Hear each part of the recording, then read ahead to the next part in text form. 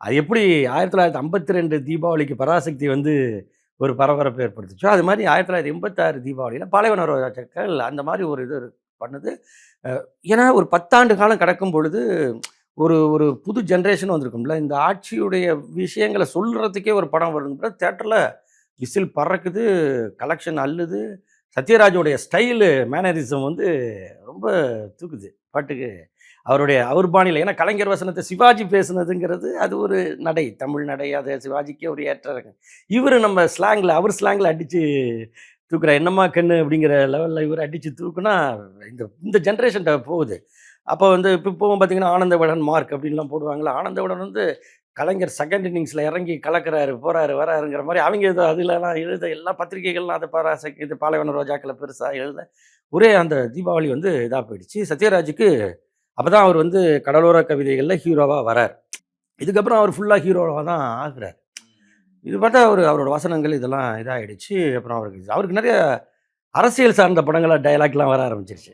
பார்த்தா மக்கள் என் பக்கம்னு ஒரு படம். அது ஆக்சுவலா அந்த டைட்டிலே வந்து எம்ஜிஆருக்காக வைக்கப்பட்டு எம்ஜிஆர் முதலமைச்சர் ஆயிட்டனால எடுக்காத படத்துல ஒரு டைட்டில் அது மக்கள் என் பக்கம்.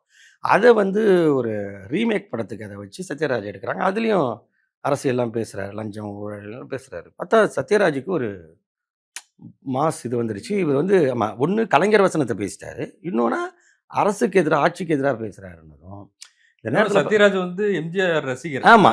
பேஸா அவர் எம்ஜிஆர் ரசிகர். அப்ப அதெல்லாம் தெரியாதுல்ல. அவரு இன்னும் பேட்டிலாம் குடுக்கல. இப்ப மாரியான மீடியாலாம் கிடையாது. இப்பலாம் போறதுக்கு. ஏதாவது பத்திரிக்கை பேட்டி எடுத்தா உண்டு. ஆனா, இப்ப சினிமால வர்றது தானே பிரமிப்பா இருக்கும். அப்ப வந்து இதுல அந்த சமயத்தில் உடல்நலம் இல்லாத முதலமைச்சர் எம்ஜிஆர் வந்து பெரிய பெரிய அளவுல நிகழ்ச்சிகள தவிர்த்துட்டே இருந்தவரு. சத்யராஜ் வந்து அவருடைய தங்கைகளுக்கு திருமணம் நடத்துறார். அந்த அவரு வளர்ந்து அவங்க தங்கைகளுக்கு ஒரு திருமணத்த நடத்தும் பொழுது, சத்யராஜோட தங்கைகளுக்கு அந்த திருமண வரவேற்புக்கு இவரு போறார். போயி அ ஆளுக்கு 1,00,000ன்னு மொய் வைக்கிறாரு அதுல.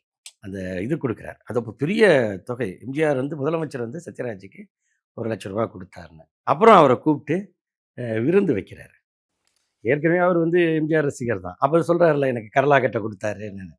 ஸோ இது என்ன அப்டின்னா, இதன் மூலமா 2 நடக்குது. ஒண்ணு இவர் எம்ஜிஆர் ரசிகர் அப்படிங்கிறதையும் இவர் சொல்லக்கூடிய சூழல் வருது.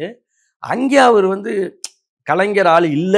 நான் ஒரு பக்கம் கிடையாது அப்படிங்கிற அவர் வந்து ஒரு பக்கமா தள்ளிடாதீங்கப்பா அவர அப்படின்னு பொது ஒரு செய்தி வரத்துக்கு இருக்கு. இதனால நாம் சொல்ல வருவது என்னவெனில், பாலைவன ரோஜாக்களாக இருந்தாலும் சரி, பராசக்தியாக இருந்தாலும் சரி, ஆட்சியாளர்களை கிடுகிடுக்க வச்சதுன்னா அழைப்பு வரும்.